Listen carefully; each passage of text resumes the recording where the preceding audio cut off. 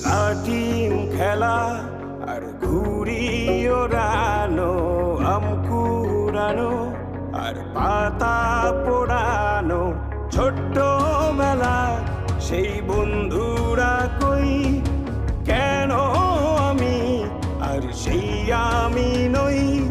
আজ অনেক বছর পরে খুঁজে ফিরি,